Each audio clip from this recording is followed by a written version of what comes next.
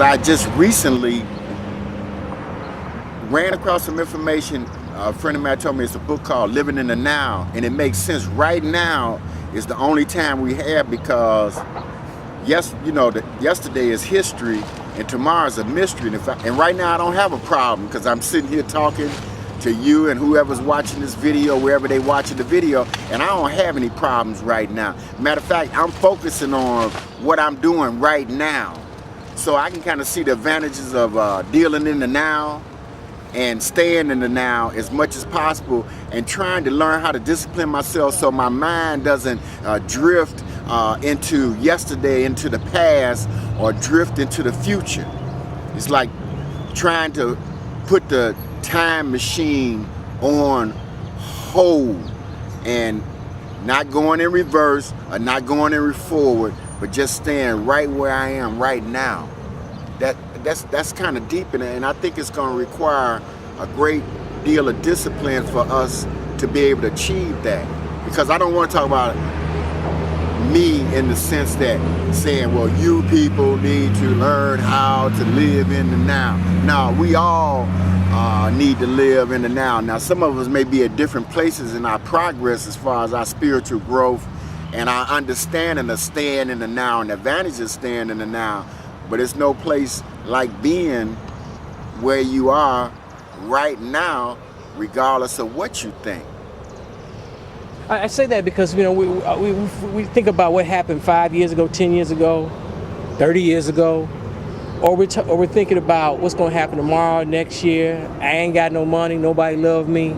How do you quiet yourself? How do you, we talk about meditation, but how do you just be quiet and put all that stuff out of your mind? The good and the bad and the past and the future and all that. A lot of people just think that meditation may have something to do with like the Buddhist Nam-myoho Renge Kyo, you know, going through some mantras and things like that. You may go through some prayer first and turn the music off and try to get in a quiet, still place. And I learned from my personal experience, it requires some discipline again, and it requires some practice. Now, the challenge for me is, and maybe you can relate, whoever's watching this can relate to this, is that if I'm having a challenge with my mind drifting in the past or floating off into the future, the mind can only occupy one thought at one time. So what you can do is you can listen to an audio tape that helps shut down that other chatter that's going on. You can pick up a book and that helps shut down the chatter that's going on in your head. See, my challenge is my mind sometimes goes on rewind, and it'll rewind back to something, and then it'll go into the play mode, and that's what I'm reoccurring experiences from the past or visions of the future.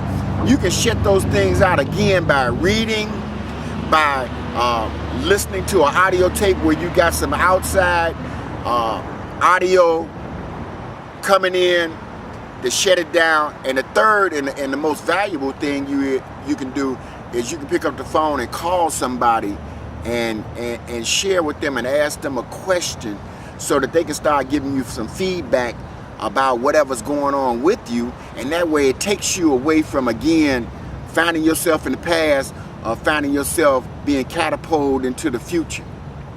And those are 3 tips that I found that I personally use. And as I've done my reading, listened to different audio cassettes and talked to people like Mark Sims and other astute students of spirituality, I found that those 3 techniques work. I would hope that you would try, get in contact with Mark Sims and let him know that it does work if you work it.